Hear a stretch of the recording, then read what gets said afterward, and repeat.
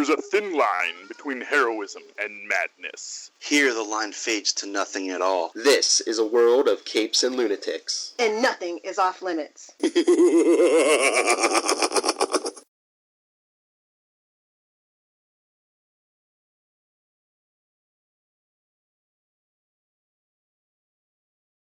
Hello, everyone, and welcome to the first official episode of the Capes and Lunatics podcast. I am Phil. With me is Charlie. Hello. And Miss Lil Hellfire. Sup? Sup, girl. And we will be your official guides every week through movies, TV, comic books, basically anything we want to talk about. I don't care. If Charlie wants to reveal his love of ballet to the world, he can do that. I don't care. And Tyler couldn't dance, but yes, Martha Graham. Yeah. Tyler couldn't join us today, but we'll tack something on because this is a podcast also. So make sure you go and download our podcast also. Then Tyler will join us on another week, but he's busy he has children, and you know how your life gets with children. No, I don't. Sorry. Well, not you. I mean, listening to this. All right, but yeah, I wanted to get into this first episode, which I'm calling episode 0, just our geek cred and how we got into Secret everything. Origins. Hello, Phil. It's on there. I put it on there. So, like I was saying before, I think maybe we'll start by age. Maybe we'll go youngest to oldest. So, Lilith, you're first. She's the little one. Yes, I put the little one Lilith. I know. She's little it. Little it. God, I mean, I've said this so many times by now. I've been podcasting since Smallville. Yes, Smallville. That was my very first podcast. Since the beginning of Smallville? Yeah, very beginning. It started off as a class project, and we just kind of kept going. I did take a break between seasons 5 and 7 because I was actually working on Smallville as a production assistant. So, Ooh. But other than that, I've pretty much been podcasting consistently since then. That's right. We have an insider. Yes. Not anymore. I left that behind. Thank God. And we're all big comics geeks. When did you first discover comics? I was like 3. 3? Yeah, 3. Mm-hmm. The first one was actually X-Men number. No, wait. It was the one with the Starjammers in it. I know that much. It's somewhere around here. It was like the first appearance of the Starjammers. So it was the early 60s stuff. And that's why I always continue to be a fan of early X-Men stuff, because that's where I started. With DC, it was like Aquaman. Of course. Now you know. Of course. So yeah, just been podcasting and I've been a nerd since birth. Comes by it honest. Yep. And what are you watching on TV right now? Everything. Arrow, unfortunately, Preacher, iZombie. I got to get caught up on the Netflix Marvel stuff, but outside of that, I'm pretty much kind of burnt out on the DC TV. Well, the season finales are coming in 2 weeks, so we'll get a break.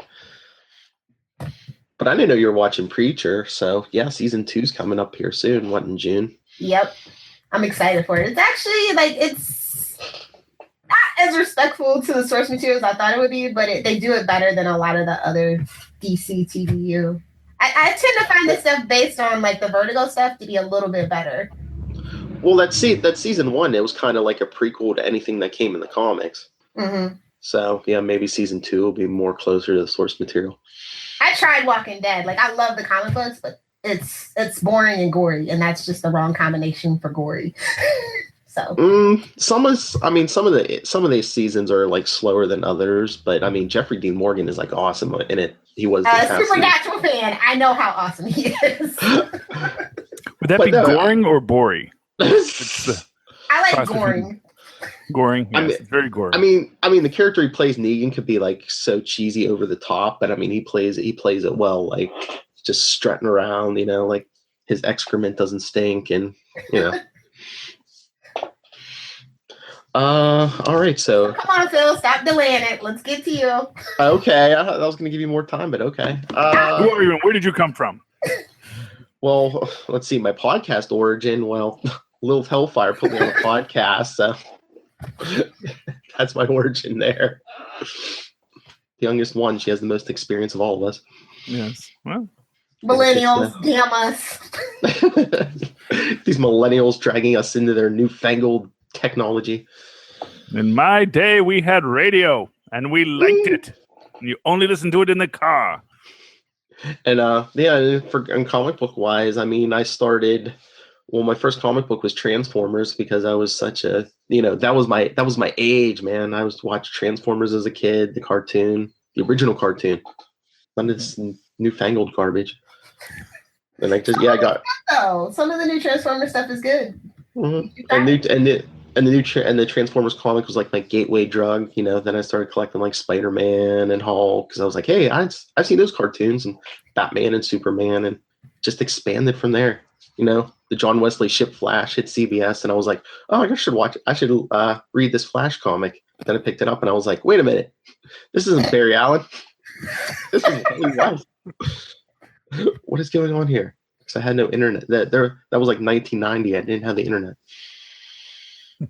But like Lilith was saying, I will be watching Preacher again, Walking Dead, watch all the CW stuff, Agents of S.H.I.E.L.D., like our good friend Charlie Esser there, which we're getting another season. Yay! Has to be some good news.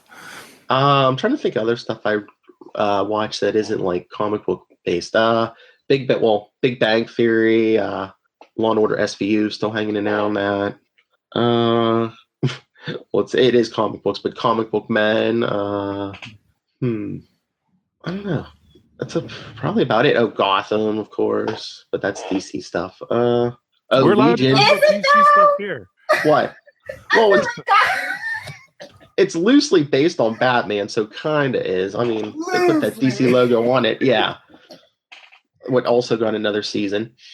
Mm-hmm. Get that syndication money. Cha-ching. But most of my stuff is comic based, but no shame in that.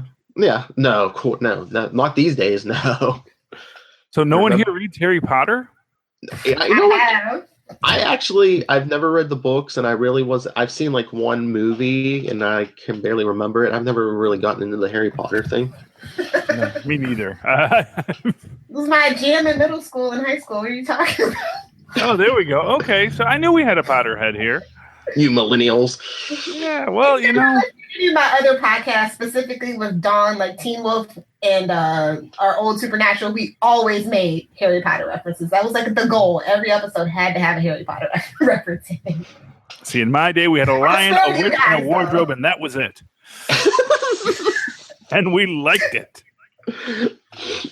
Speaking of, let's get to Charlie Esser. Charlie Esser. If you don't know, origin. I'm the old one. Not by much. Yes, well, old enough. I am, of course, Charlie, the Professor Esser. I use the honorific professor because it is meaningless, but a term used by supervillains and band leaders to intimidate the weak-minded.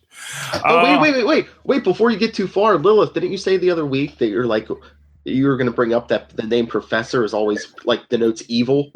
Exactly. Even Professor X, because he's a little shady. I'm just saying. Very much shady, man. He admits it. I love it. No, man. Everyone knows.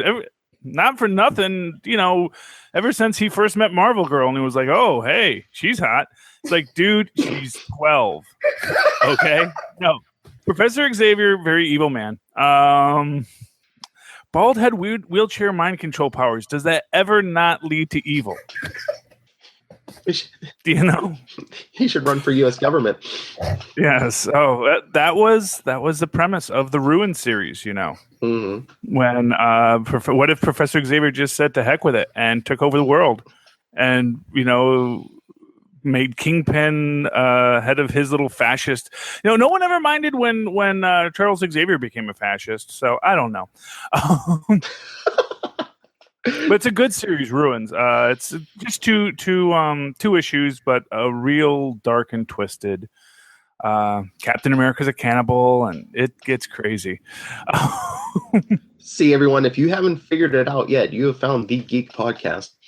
Yes. So my introduction to comic books. I always say my first comic book was an early Fantastic Four that I found in a dentist's office. I don't even remember which one it was, but I think it was right at the start of the Byrne era. And I remember it because the thing says "damn," and I was like, "Whoa, DAMN," and I was like, "Okay, you have piqued my interest, good sir." And that was my first introduction to comic books. Then I went to a Catholic school, and we had magazine sales, so. My mom would always buy me a subscription, and because it was Marvel that they had subscriptions to, that's how I got into Marvel Comics. And my first comics were Marvel Team Up, and I did the Indiana Jones and the G.I. Joe comics, and the Conan the Barbarian. I have mad love for Conan. I am so mad he's not at Marvel anymore, because it made me so sad when Marvel lost Conan, man. And I like, to this day, I think back to when Conan was part of Marvel's history. As it turns out, Marvel actually had several licensed characters. Like Fu Manchu was a Marvel character and became central to Marvel's history. And then they lost the character, and they had to sort of say, it wasn't really Fu Manchu. That was this other random guy. Oh, comic book practices. We should have a whole podcast about that. Yeah, it's really sad.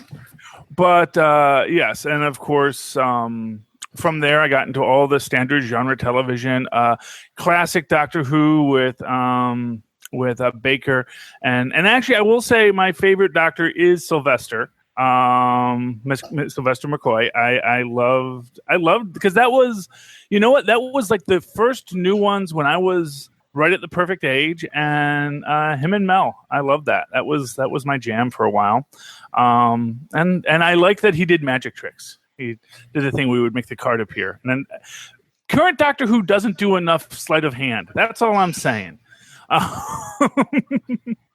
Of course, love Star Trek. I can go for hours about why the Ferengi are actually the most enlightened race in all of the Star Trek universe.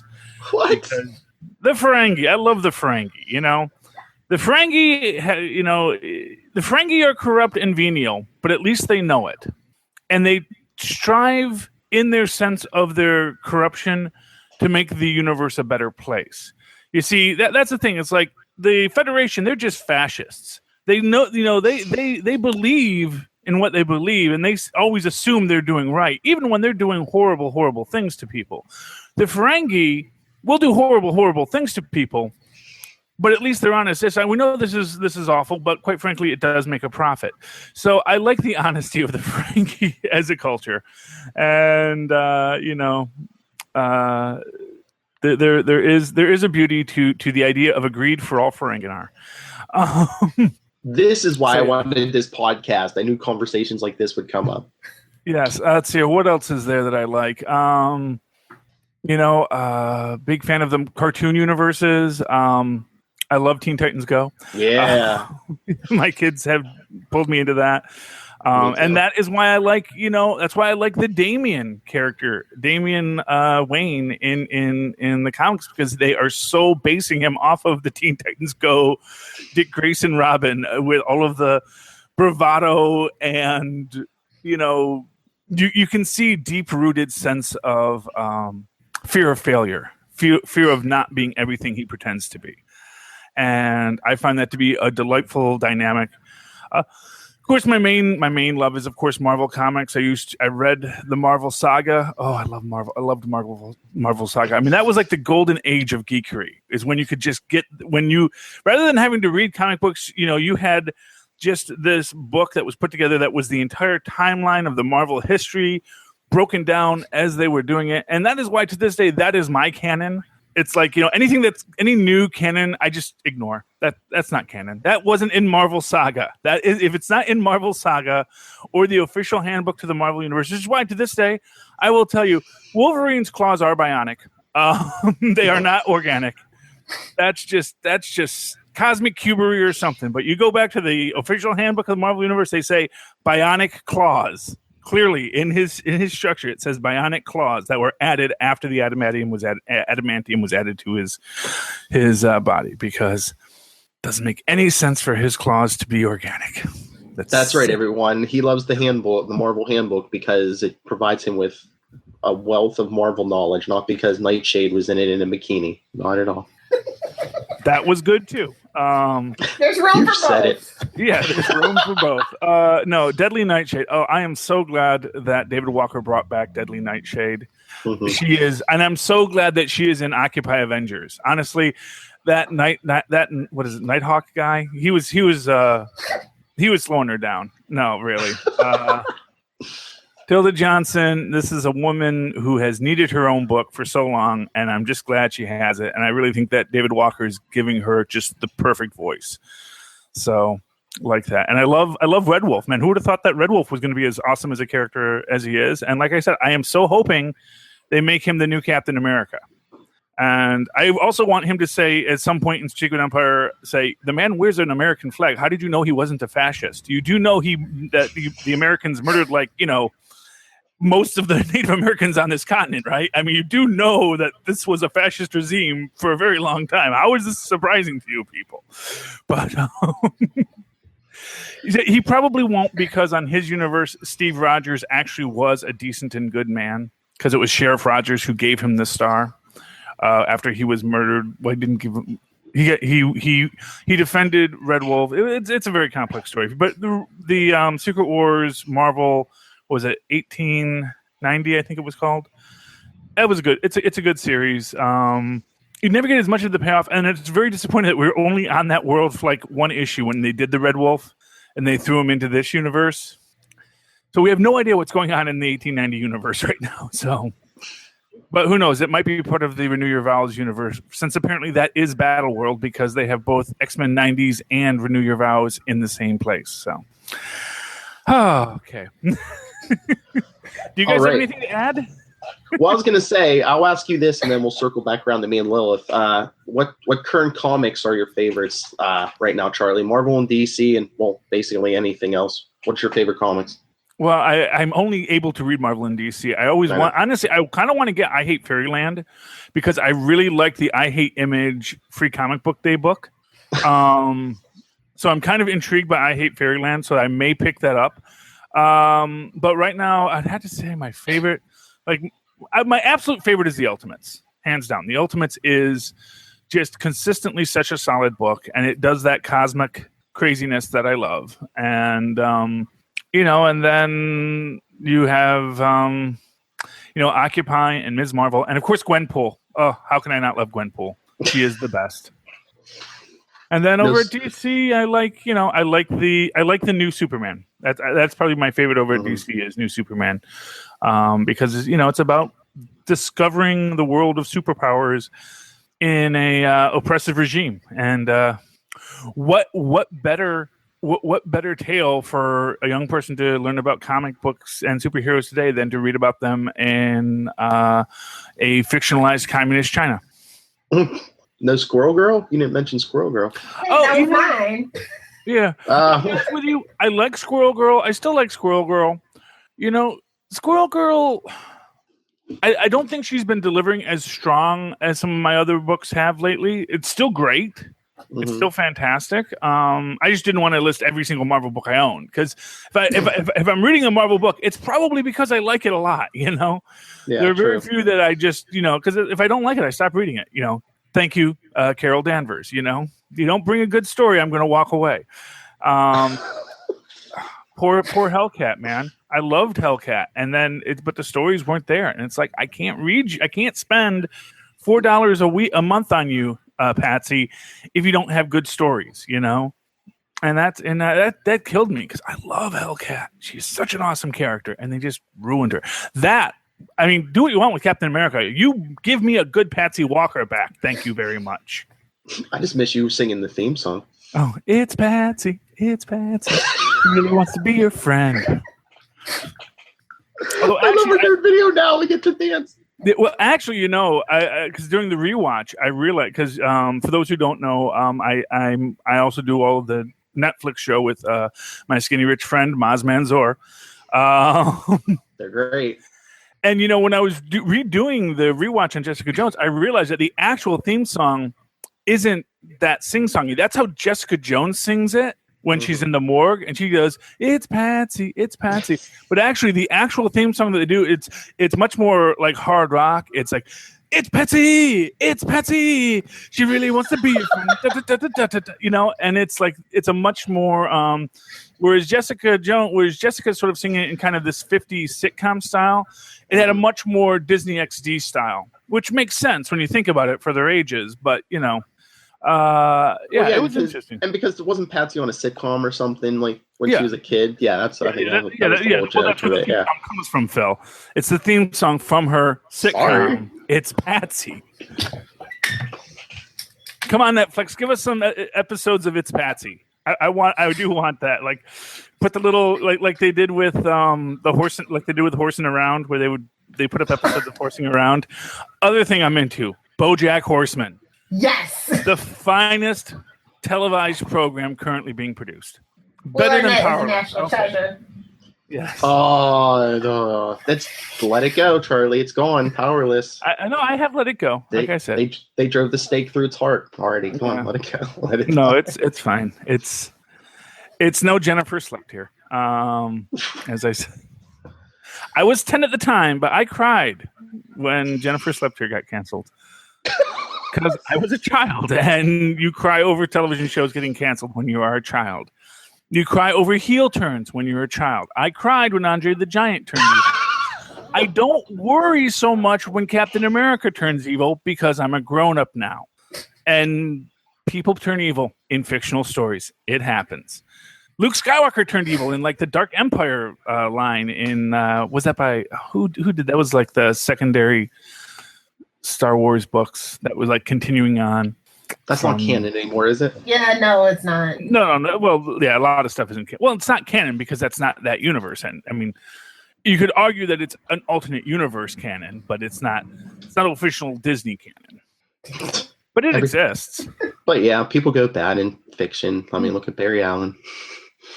Yeah. Oh, he's the worst. So Lilith, what are your favorite comics right now? Aquaman. Of course. His intrigue is it's the best he's been for a while. Green Arrow, because he's made a comeback. Thank you, Benjamin Percy. I'll say Superman. They finally have figured it out that nobody likes what they were doing. So it's time to pander to the fans and give us what we want. On the Marvel side, it's pretty much just down to Squirrel Girl, Deadpool, and Gwenpool. I read a lot of Walking Dead, like the old stuff. I'm not even caught up on. Like, I started about like 3 years ago, so I'll never be caught up unless I take like 2 months off of work. And then I just pretty much pick up a lot of number ones from like Image and Valiant, and it tends not to stick, but the number ones are really good, but I just kind of forget about them. Because not a lot of my local comic books shops suck. They just suck. I'm sorry. Just Tampa Bay area, y'all suck. Y'all need to get it together. And I like to have physical stuff. Like, I get a lot of digital stuff. I like physical things. The physical things that I pick up, that's what I really love and follow. So it's unfortunate. Yeah, that's right, fans. Lilith is kind of digital. Me and Charlie like the physical copy for the most part, right? Oh, and Archie. How can I forget Archie? I love Archie. Yeah. Yes. Now, do you mostly like the new Archies, or were you actually into the classic Archie too? Classic. I got into the Archie comic books because of the cartoon back in like the late 80s, early 90s that came on after Alvin and the Chipmunk. Yes. And I was in a grocery store. I'm like, oh, they're actual like little digest comic books. And I thought that was just so cool that I never noticed it before until I saw the cartoon. So it was just like, yeah, that's how I got into it. And it's so good. Like, it's tropey as hell, but I love it. Yes. Gotta love what you love. Yes. But Archie's really good too for millennials. Yeah, well, it's angsty, and the kids today like After Death is good. It's really good. It surprised me. Yeah. The horror series is really good too, where he meets Predator. It's just all kinds of craziness. You should check out Archie if you haven't in like the last 20 years. Well, yeah, that's right, everyone. If you get any like Riverdale reviews, it's probably going to be from that girl right there. I gave it 3 episodes, and the other like 9 or whatever are sitting on my DVD, and I'm gonna watch it this weekend. So maybe. They got a season 2, right? I think I heard that. Yeah. No, Riverdale's coming back. I remember seeing that somewhere. Because I remember them saying that there's a possibility they're going to bring in Sabrina. Yeah, like in the season finale, there's like a cameo or something. Yeah, because it is that is on the WB, right? Sabrina was on the WB, which turned into the CW. Yeah. No. But I mean, the current Riverdale's on the WB. CW. Yeah. CW. Oh, sorry. Yeah. Okay. Never mind. Yes, that thing. The one that everyone that I call the WB because I'm old. But no, fun fact: Sabrina actually transferred to UPN, and UPN and WB is what became the CW. So, exactly. Yeah. Yes, I remember UPN. That's what Star Trek was on. I won't say what a lot of Black people call that network. I'll just move on. Okay. Oh, UPN, terrible. Alrighty. I guess I'll go to my comics. I like the Green Arrow, like Lilith was saying.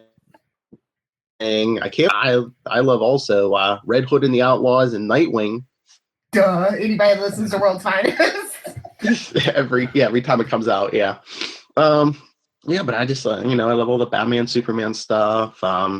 Even Green Lantern's been like better than it has been the last couple of years. On the Marvel side, I like the Spider-Man Renew Your Vows, of course. Daredevil, of course, Deadpool. We love Deadpool. As you'll find out, Lilith and I will bring our show, Wade's World, here. Jimmy Changa time. Excellent. Woo. Oh, that's the other. Yeah.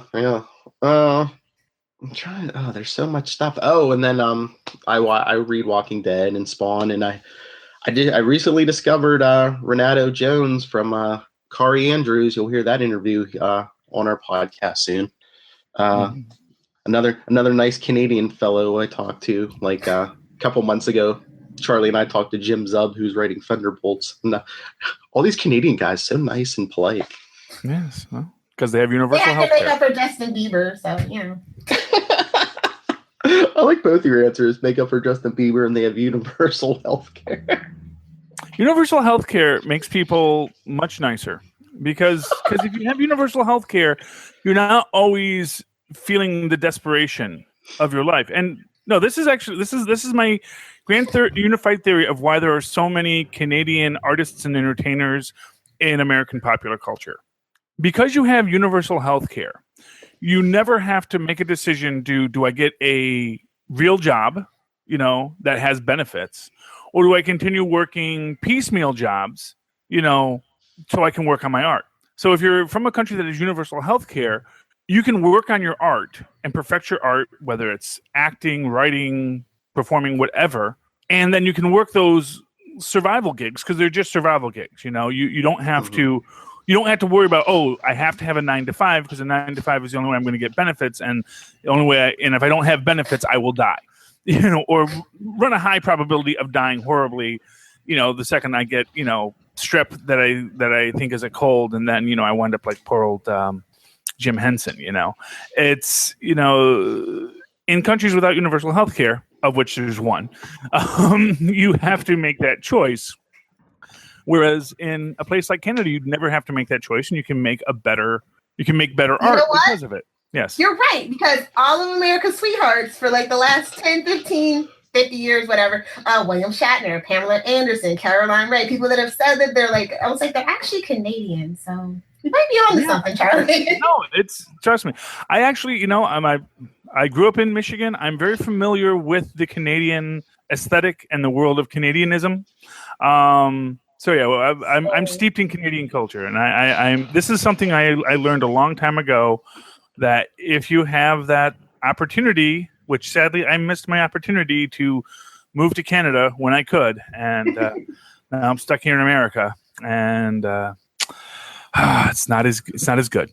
At least as far as becoming an artist. A lot of my knowledge of Canada comes from South Park, with their beady eyes and flapping heads. Like in real life. Yes, I love South Park too. Yeah, that movie. Oh man, I remember seeing that movie in the theater. Fell out of my seat laughing so hard. Yes. We find that film very, very offensive in Canada. Oh, listen to him. He thinks he's from Canada now. Well, I am a Canadian citizen. Thank you very much. Oh yeah, he's a dual citizenship. I have dual citizenship. I fought for my Canadian citizenship because there was a clerical issue where they had ended certain people for the citizenship of people born abroad, and I went and I testified to Parliament to ask them to please reinstate the citizenship of Canadians born abroad, because were a lot of Canadians who actually were born abroad, because if you lived on the border, often the better hospital was in America. So you wound up being born in America for a lot of, and so you had people who, had fought for Canada, who were Canadian war heroes, who suddenly woke up one day and said, "Oh, you're not Canadian anymore." And so it was actually a big controversial thing, but I was one of the guys who fought to get my Canadian citizenship back. I finally got it. And, and unfortunately, because of other things in life, we just have not had the opportunity to move back to Canada yet. So that was our original plan. Me and my wife, after we got married, we're going to move to Canada, start our new life. And then I found out while I was in Canada on our honeymoon that, oh, guess what? You're not a citizen anymore. Oops. Yeah. Charlie Esser, International Man of Mystery. Yeah. These are I'm giving you my whole origin, my super secret origin, man. Yes. It's supposed to be secret origins. Oh, Professor might be gone. Now he's Dr. Evil. No, I can't be a doctor because I don't have a doctorate. I'm not like a fake doctor like Dr. Doom or Dr. Phil. You don't have to make up. I'm not a guy who's just going to say, "Oh, I'm a doctor." No. I think that if you're going to be a doctor, you should have earned a doctorate from an accredited university. You can't just say, "I'm a doctor." Professor, anyone can be a professor because you just have to profess to be a professor. But to be a doctor, you actually have to have some kind of credential. So that's why I call him Mr. Doom, not Dr. Doom. Shots fired at Dr. Phil in our first podcast. I don't know, man. There goes that advertising money. Oh. Were we getting advertising money from Dr. Phil? I don't know. No. What are you doing? No. I'll be honest with you. I actually don't know that Dr. Phil does not have a doctorate in something. I heard that he was a podiatrist or something like that. Oh well, if he actually is a doctor, then I withdraw my criticism. It doesn't matter what you have a doctorate in. You can call yourself a doctor if you have a doctorate in something. If an MD is a doctor, a PhD is a doctor of fine arts like Stephen Colbert. He is Dr. Colbert as far as I'm concerned, What did Dr. Doom get his doctorate in? He didn't even finish college, did he? No, he's a dropout, man.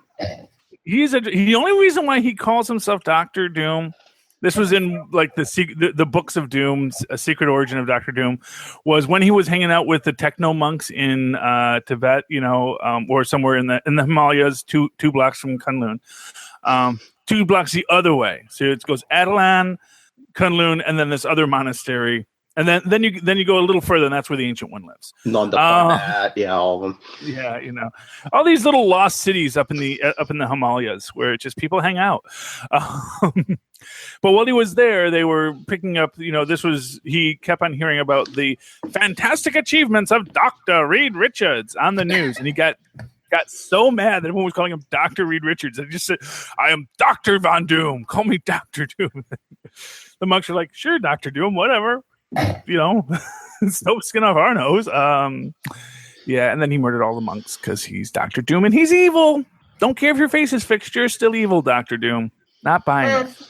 Supposedly he's a real psychologist, but I thought that his accreditation was called into question some years back. And he was like, Who, Dr. Phil or Dr. Doom? Dr. Phil. Well, and again, being a psychologist doesn't require you to have a doctorate. You can have a master's and be a psychologist. Okay. That's why you can't prescribe. It's to be a psychiatrist. A psychiatrist has to be an MD. Yep. But a psychologist. Yep. Yes, exactly. So there actually are these differentiations in I know this. That's why I'm not Dr. Esser. I'm Professor Esser. You think I just make this stuff up? I do research. I do hardcore research into these things so that I can do the best I can for these things, you know? See how much preparation he puts in? He doesn't just pull a nickname out of thin air. He researches. Yes. Well, I mean, the requirements. To be honest, the term Professor Esser, that's sort of a family nickname. You know, my mom used to refer to my older brother Donald as Donald the Professor Esser, because he was also very smart. He actually does have his degree. So, but once I had that, I knew it was a good rhyme, so it's a very catchy name. But then I made sure that it did work etymologically. So, for example, if my name, you know, I wouldn't go by Dr. Esser if my name were Doctor, like if my name was, you know, Octor. So I wouldn't be Dr. Octor if I wasn't actually a doctor, because I would have researched this, and even though it sounds nice, it doesn't really work. It's like Mr. Pibb. He's just there when you line them all up, all the fake ones, Dr. Pepper, Dr. Thunder, things like that. He's just there for support. Well, or maybe he's just not full of himself.